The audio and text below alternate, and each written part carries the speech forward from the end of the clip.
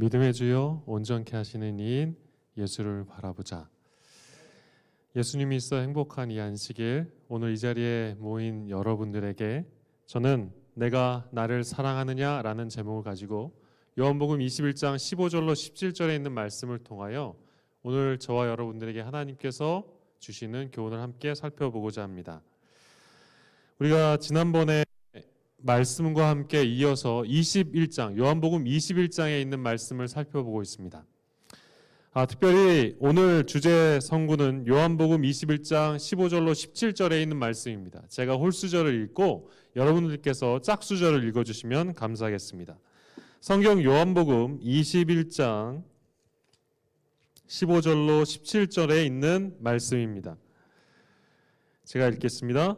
저희가 조반 먹은 후에 예수께서 시몬 베드로에게 이르시되 요한의 아들 시몬아 내가 이 사람들보다 나를 더 사랑하느냐 하시니 가로되 주여 그러하외다 내가 주를 사랑하는 줄 주께서 아시나이다.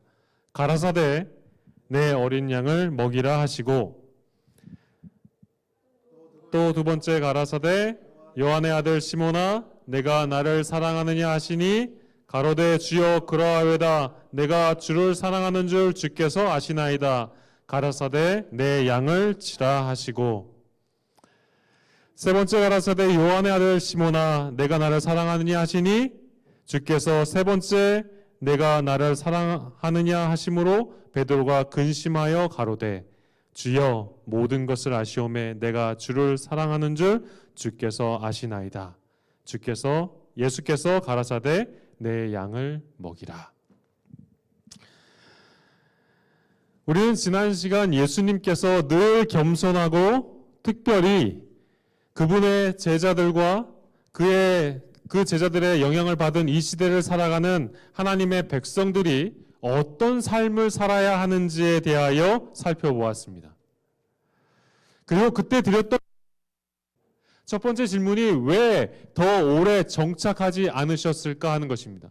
왜 3년 반이란 시간만 그렇게 봉사하시고 하늘에 올라가셨을까?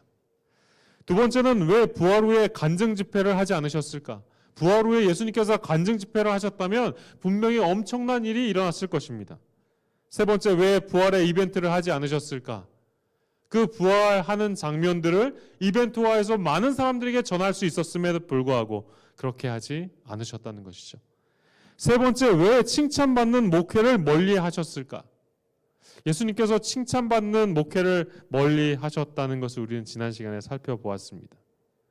그리고 이런 삶을 사셨던 이유는 저와 여러분이 겸손한 제자가 되어야 한다는 것을 말씀하기 위함이었다는 것을 우리는 발견하게 되었습니다.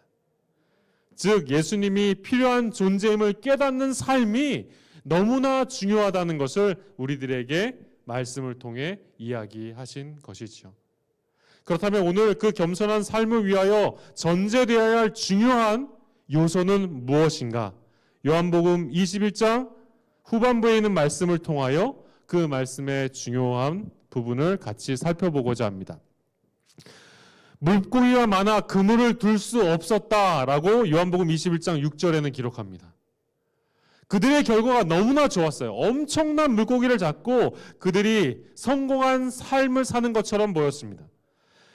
여러분, 성공을 위한 중요한 4가지 요소가 있어요. 그것이 무엇이냐면 다음과 같은 4가지입니다. 구성화, 완벽함, 근면함, 현명함. 이 4가지를 여러분들이 가지고 있다면 성공할 수 있습니다.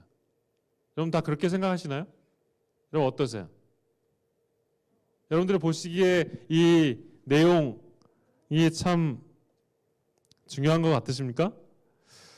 여러분은 어떤 일을 하는데 중요한 요소라는 거예요. 다시 말해 예수님이 십자가에 달려 돌아가신 후에 베드로와 제자 7명이 함께 모였습니다.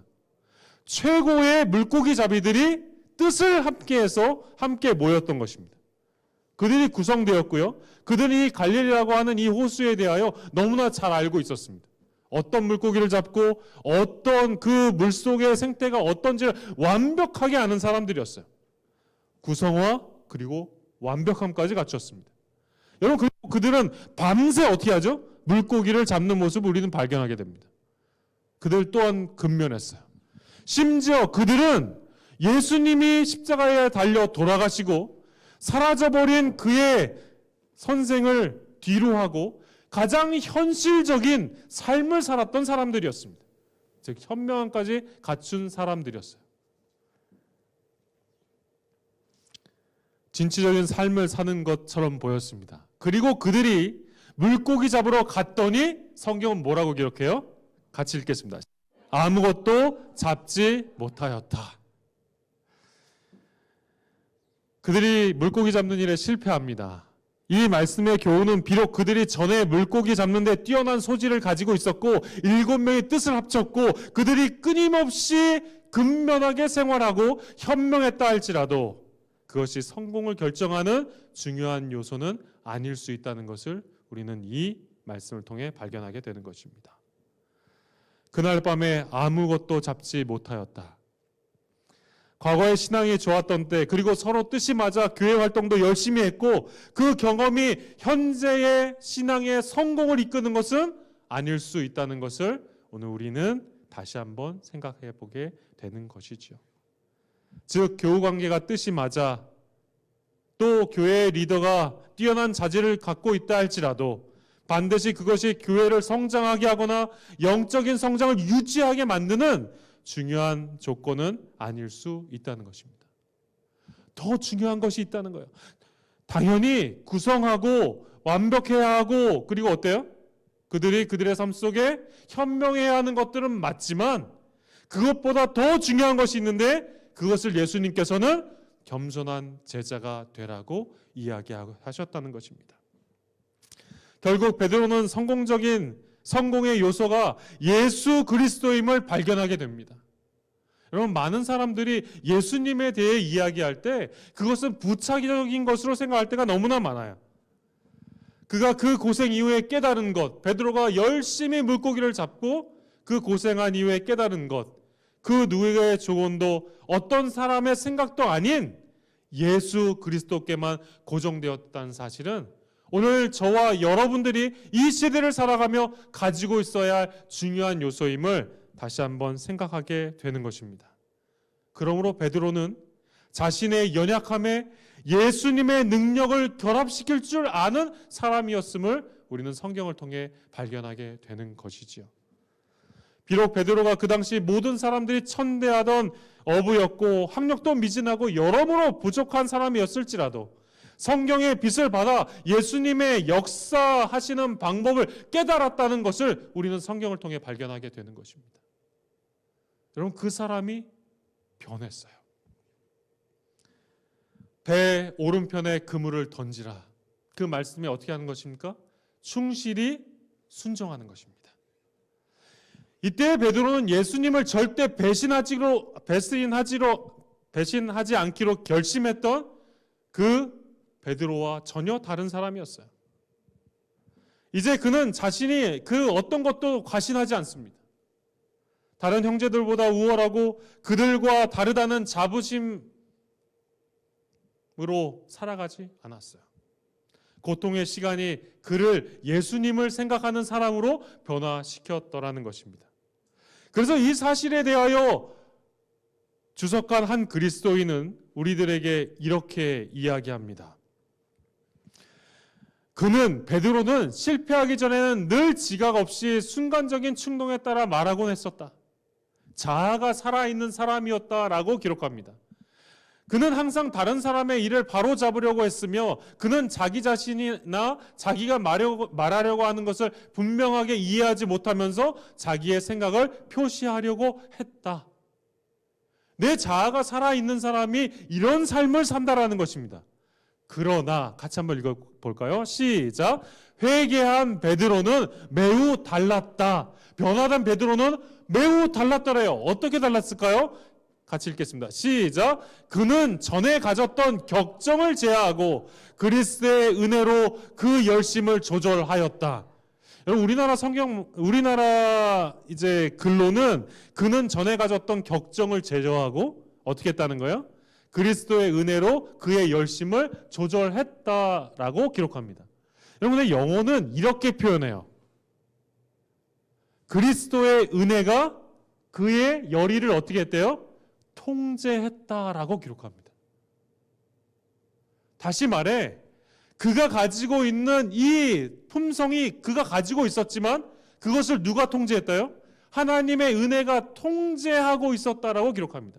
다시 말해 예수 그리스도를 안 사람의 삶이 어떻게 됐다는 거예요? 전혀 다른 삶으로 돌아섰음을 우리는 보게 되는 것입니다. 그가 스스로 그의 격정을 절제한 것이 아니라 하나님의 은혜가 그것을 뭐 했대요? 통제했다고 우리들에게 이야기하고 있는 것입니다. 우리 주변에는 이 변화하기 전에 베드로처럼 살아가고 그렇게 살아가는 사람들이 너무나 많이 있습니다. 그런데 성경은 이 변화하기 전에 베드로처럼 살아가는 것을 가리켜 자아가 살아있는 삶이라고 정의하고 이 삶은 예수님과 연합할 수 없으며 주님을 위하여 아무 일도 할 수 없는 치명적인 약점이라고 말하고 있는 것입니다. 그는 다시는 성급하거나 자신을 믿거나 자고하지 않으며 조용하고 침착하고 온순했다. 누구를 의지함으로? 예수 그리스도를 의지함으로 그랬다라고 이야기하고 있는 것이죠. 성도 여러분, 그래서 하나님께서는 이러한 삶을 살아가는 사람들에게 끊임없이 처방전을 내려주시는데 그 처방전이 무엇일까요? 그것이 시련이라고 하는 것입니다. 우리가 부족함을 깨달아 누굴 찾는 거예요?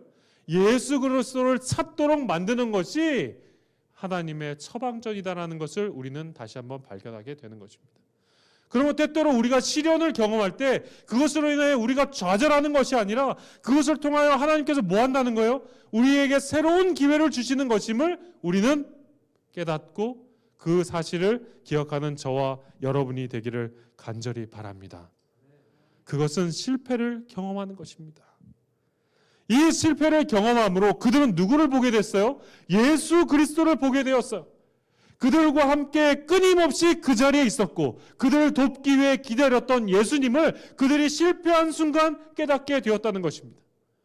정말 중요한 사실은 그들이 실패하기 전에 예수 그리스도를 만났다면 그들이 그런 시간을 허비하지 않았을 거예요.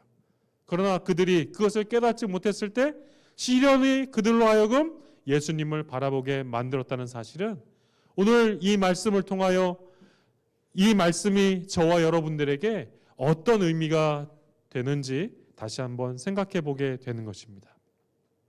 실패의 경험은 순기능도 있고 역기능도 있습니다. 실패하면 당연히 어떨까요? 아픕니다. 고통은 우리들에게 피해야 할 것처럼 보이는 것도 사실입니다. 그러나 우리가 이 실패를 통하여 하나님께서 주시는 기회를 어떻게 발견하는지 그것을 깨닫게 하시는 것도 하나님께서 우리들에게 주시는 기회임을 발견하게 되는 것입니다. 이 실패의 경험을 하고 있다면 그 시간 주님께서 하시는 말씀을 귀 기울여 여전히 용기 주시고 변화시켜 주시는 그 음성을 믿고 의지하는 저와 여러분이 되기를 간절히 바랍니다. 이 제자들을 예수님께서 부르셨어요. 요한복음 21장 8절로 10절에 있는 말씀은 이렇게 기록합니다. 다른 제자들은 육지에서 상거가 불과 한 50간쯤 되므로 한 50간쯤 된다는 말은 한 90m 정도 된다는 거예요. 육지가 한 90m 됐대요. 그런데 이 사람들이 작은 배를 타고 고기를 든 그물을 끌고 와서 육지에 올라보니 거기에 뭐가 있어요? 예수님께서 숯불을 피워놓고 거기에 뭐라고 있대요? 생선이 넣고 떡도 있더라. 다시 말해 그 숯불에 뭐하고 있는 거예요? 예수님께서 요리하고 계시는 것입니다. 밤새도록 고생한 제자들에게 지금 가장 필요한 것이 무엇이라는 것을 예수님께서 하셨어요. 무엇이 필요하다는 거예요? 그들에게? 배고픔을 해결할 것이 필요하다는 것을 누가 하셨어요? 예수님께서 하셨어요. 성경에서는 다양한 도구를 사용해서 사람들의 배고픔을 채우는 모습들을 발견할 수 있는데 그 중에서 예수님께서 엘리야를 먹이기 위해 까마귀를 명해서 떡과 고기를 공급하시는 모습을 우리는 보게 됩니다. 여러분, 예수님께서 무엇 때문에 직접 제자들에게 친숙히 다가와 음식을 제공할까요? 여러분, 굳이 이러한 불필요한 일들이 없어도 될 것처럼 보이는데 성경은 이 말씀이 기록되어 있습니다. 예수님의 제자들은 예수님께서 십자가에 달려 돌아가셨을 때 그들이 어떤 행동을 했는지 우리는 살펴볼 필요가 있습니다. 예수님의 제자들이 다 어떻게 했죠? 다 도망갔습니다. 심지어 한 제자는 예수님을 어떻게 했어요? 저주까지 해버립니다. 여러분, 예수님의 십자가에 달려 돌아가시고 처음 만났으니 어땠을까요? 매우 반가웠을 것입니다. 심지어 이 사람들은 예수님께서 십자가에 달려 돌아가시고 부활하신 다음에 한 번 예수님을 만났어요. 그리고 갈릴리 호숫가에서 또 만난 것입니다. 그러니까 너무나 뭐였을까요? 반가웠어요. 그런데 반가운 예수님을 만났을 때 그들의 심정이 어땠는지 한번 생각해 보자는 것입니다. 예수님을 만났는데 자신들이 지은 뭐가 있어요? 죄가 있어요. 예수님 사랑이라는 건 알겠는데 뭐 어떻다는 거예요? 예수님을 만나서 정말 반가운데 껄끄러운 것입니다. 혹시 이런 경험 해보신 적 있으신가요? 정말 반가웠고 내 마음을 주고 싶은데 껄끄러운 거예요. 친했던 것 같은데 어색한, 그래서 선을 두는 것이 좀 뭐 어때요? 좀 덜 다가왔으면 좋겠는 그 어떤 시점. 예수님께서 어떻게 나오실지 자신들의 이 배반한 그 태도 때문에 매우 섭섭하게는 생각하지 않으셨을까? 그들이 고민하지 않았을까요? 염려되는 것입니다. 예수님을 이 베드로와 제자들이 분명히 그 전에도 한번 만났는데 어떻게 이렇게 믿음이 없을 수 있을까요? 여러분, 우리라면 좀 달랐을까요? 여러분 어떠세요?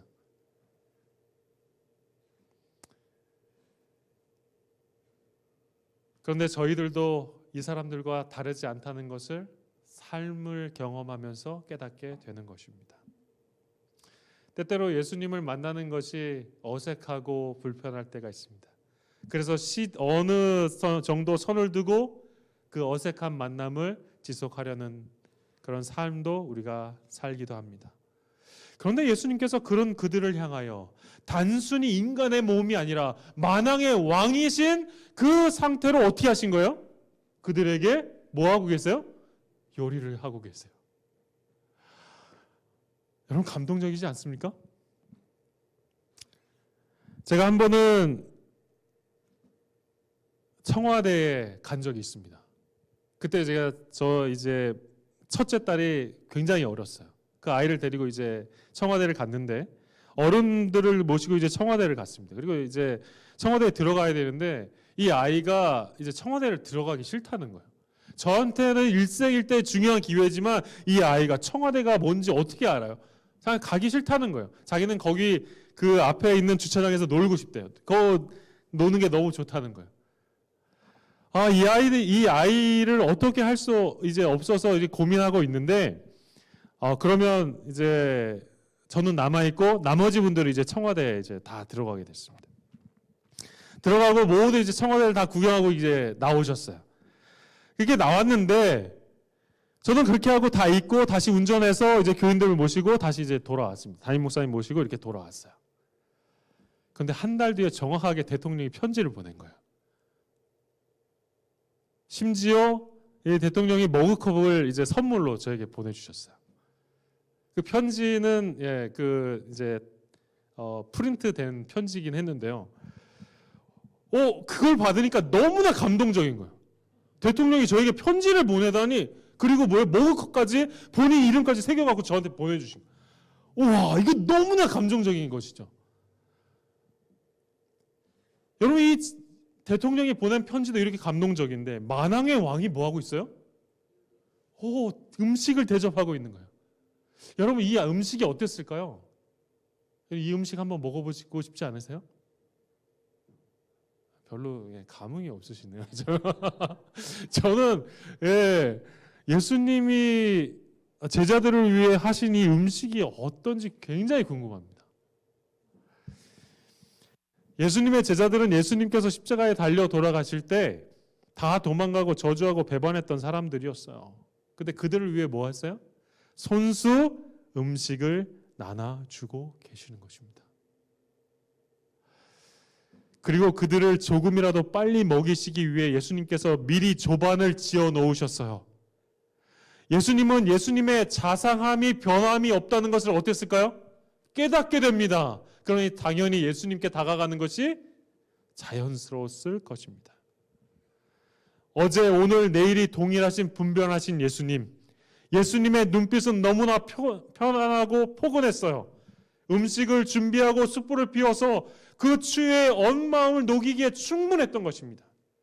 따뜻한 숯불과 구워지는 그 생선이 구워지는 냄새로 인하여 이내 마음은 푸근해졌을 거예요. 그리고 편안한 눈빛으로 베드로를 보시면서 하신 질문이 이 질문이었습니다. 여러분, 예수님께서 분명히 그냥 단도직입적으로 이 질문 하실 수 있으셨어요. 그런데 어떻게 하셨다고요? 그들의 마음을 평안하게 만드신 이후에 베드로에게 이 질문을 한 것입니다. 참으로 자애로운 예수님의 눈빛과 따뜻한 아침 식사, 그리고 아름다운 정경. 예수님이 그들을 얼마나 사랑하는지 보여주시고 모든 분위기가 따뜻하고 정겹게 하신 다음에 하신 질문이 내가 나를 사랑하느냐라는 질문이었어요. 만약 이 모든 분위기가 준비되기도 전에 다짜고짜 베드로에게 그렇게 질문했다면 베드로가 이 질문에 답하는 것이 쉬웠을까요? 어려웠을까요? 여러분, 말도 뻥끗 못했을 것입니다. 그런데 예수님께서 베드로에게 집중적으로 어떻게 하죠? 3번이나 내가 나를 사랑하느냐라고 질문합니다. 베드로가 실패하기 전에 이 질문을 하셨다면 그는 자신 있게 말했을 것입니다. 그러나 베드로는 예수님을 저주하고 배반하여 공개적으로 모욕한 사람인데 그런 실패한 사람을 앞에 두고 예수님께서 자꾸 이 질문을 하고 계시는 거예요. 그의 실패를 언급하는 것처럼 보이는 이유는 무엇일까? 과연 예수님께서는 그의 실패를 지적하기 위해 이 이야기를 하셨을까? 여러분, 예수님께서는 많은 사람들이 그들의 삶 속에 변화되기를 원하십니다. 그래서 사람들로부터 존경받을 사람으로 만들기를 원하셨어요. 베드로가 리더로서 그의 책임을 다할 수 있도록 기회를 제공하시는 것입니다. 리더뿐 아니라 교회의 중요한 직분을 가지고 있는 사람들도 이에 포함됩니다. 그 존경과 사랑은 빼앗아 오는 것이 아니라 때를 써서 쟁취하는 것도 아니고 그를 인정해주지 않는다고 불평하는 사람은 결코 리더가 될 수 없어요. 어떤 모략이나 불평으로 얻어지는 것도 아니었습니다. 그 존경과 사랑은 누구나 공감할 수 있는 것이어야 했고 그리고 그 가치를 깨달을 수 있는 시간이 있어야 했습니다. 그리고 그것은 예수님과 연합할 때만 가능하다는 것을 예수님께서 그의 제자들에게 알려주기 원하셨어요. 따라서요, 예수님께서 베드로의 문제를 해결하고 싶으셨습니다. 그의 죄책감을 사라지게 하고 싶으셨어요. 그래서 베드로의 상황을 주석한 한 그리스도인은 이렇게 기록합니다. 베드로는 그리스도를 모욕했으며 그의 형제들은 불신을 일으켰다. 그의 형제들의 불신을 일으켰다. 베드로가 과연 하나님의 말씀을 전할 수 있는 사람인가 의심하는 것입니다. 저 사람 예수님 믿는 사람 맞아? 라고 의심하게 만드는 거예요. 그런데 그들은 베드로가 전에 저희 중에 가졌던 그 같은 지위를 차지하도록 용납하지 못하리라고 생각했고 그 자신도 그가 가졌던 신임을 잃어버렸다고 생각했다. 아, 나 이제 내 인생 끝났어? 라고 생각할 수 있다는 거예요. 그가 사도의 직분을 다시 받도록 부르심을 받기 전에 베드로는 모든 형제들 앞에서 그가 회개한 증거를 보여야만 하였다. 그렇지 않으면 회개했다 할지라도 그의 죄는 그리스도의 사도로서의 가마를 소멸할 것이다. 파란 글씨 같이 읽어볼까요? 시작. 구주께서는 베드로가 그의 형제들의 신임을 회복하고 될 수 있는 대로 빨리 그가 복음을 끼쳤던 모욕을 제거할 수 있는 기회를 그에게 주셨다. 그가 예수님을 사랑하는 그 이유 하나만으로도 그가 뭐 할 수 있는 사람이에요? 회생할 수 있는 사람임을 예수님께서 그 질문을 통해 깨닫게 하셨다는 것입니다. 예수님을 내가 사랑하느냐? 오늘 저와 여러분은 어떤 대답을 할 수 있습니까?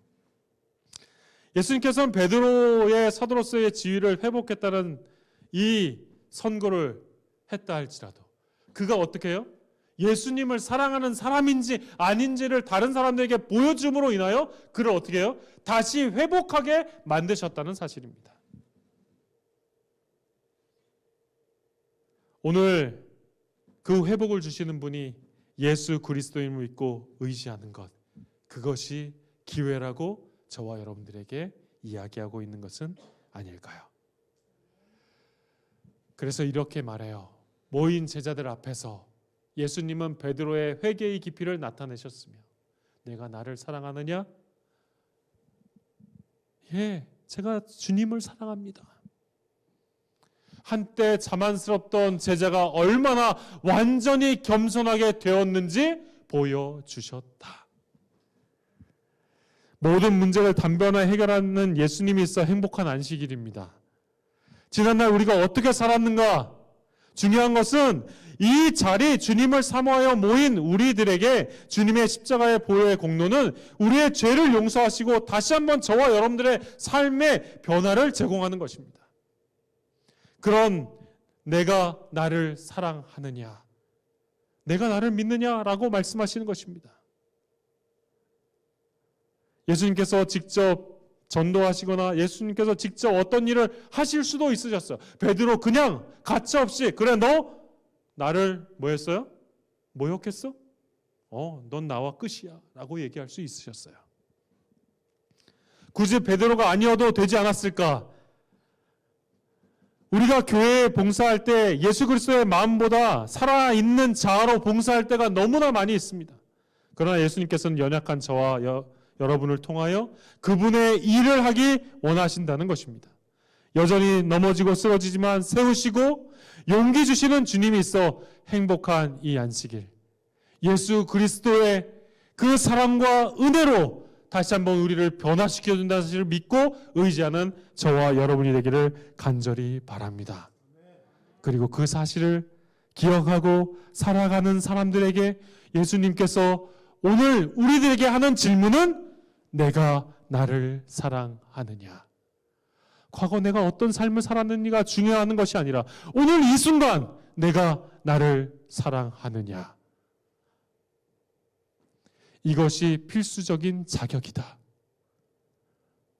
여러분, 우리의 자격은 예수님을 믿는 거예요. 비록 베드로가 다른 모든 것을 소유했다 할지라도 같이 한번 읽겠습니다. 미친 것이 시작. 그리스도에 대한 사랑이 없었다면 그는 주의 양떼를 돌볼 충실한 목자가 될 수 없었을 것이다.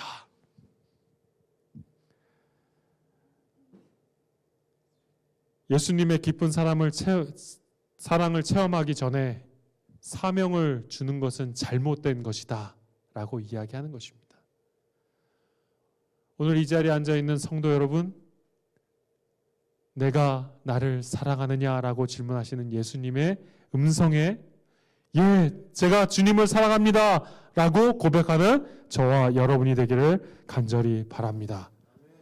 베드로를 취급하신 구주의 방법에는 그를 위한 교훈과 그의 형제들을 위한 교훈이 들어있었다.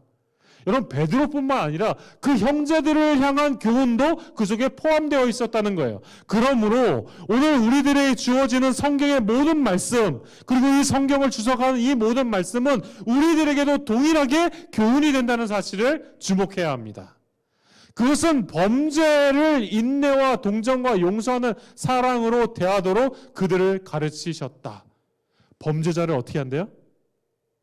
정죄해야 되는 게 인지상정인데 그들을 어떻게 하라는 거예요? 인내하고 동정하고 용서하는 사랑으로 대하도록 그들을 가르쳤다. 여러분, 이거 참 쉽지 않은 일이에요. 그럼에도 불구하고 그리스도인이라면 인내하고 동정하고 용서하라. 비록 베드로는 주님을 부인했지만 그에 대한 예수님의 사랑은 결코 흔들리지 않았다. 여러분, 우리가 끊임없이 쓰러진다 할지라도 예수님께서 저와 여러분들의 사랑은 어떻게 되는 거예요? 한 점도 흔들림이 없다는 사실을 분명히 기억해야 합니다. 여러분, 그러나 이것은 영원히 지속되는 것은 아니에요. 분명히 끝이 있습니다. 언제까지요? 예수님이 재림하시기 전까지. 그리스도 아래서 동역하는 목자들은 이와 같이 똑같은 사랑을 그들에게 맡겨진 양들에게 대하여 느껴야 한다. 여러분, 여기에 있는 목자는 목사님을 말하는 것일까요? 아닙니다. 이 자리에 있는 여러분 모두에게 해당되는 거예요. 그리스도 아래 동역하는 우리 모두는 이와 똑같은 사랑을 다른 사람들에게 뭐 해야 된대요? 나눠야 한다라고 이야기하고 있는 것입니다. 오늘 그 사랑을 예수님께서 저와 여러분들에게 주셨습니다. 자신의 연약함과 실수를 기억하면서 베드로는 그리스도께서 자기를 대하신 것처럼 자기 양떼를 대하여만 하였다. 예수님을 볼 때마다 그는 뭘 생각할 수 있어요? 자신이 부족하다는 것을 그는 깨닫게 되는 것입니다. 그래서 그 부족함을 사랑하는 예수님을 그가 뭐 하는 거예요? 그 삶을 통하여 발견하게 되는 것이지요. 그 배신자 베드로를 사랑하셨던 예수님이 동일하게 우리가 어떤 상황에 있다 할지라도 변치 않는 사랑으로 저와 여러분들을 사랑하실 것입니다. 예수님의 사랑이 있어 우리가 회복되고 생명이 채워지는 경험을 할 수 있도록 이끄시는 이 안식일을 오늘 우리에게 주신 하나님의 귀한 사랑을 기억하는 저와 여러분이 되기를 바라면서 오늘 말씀을 마치겠습니다.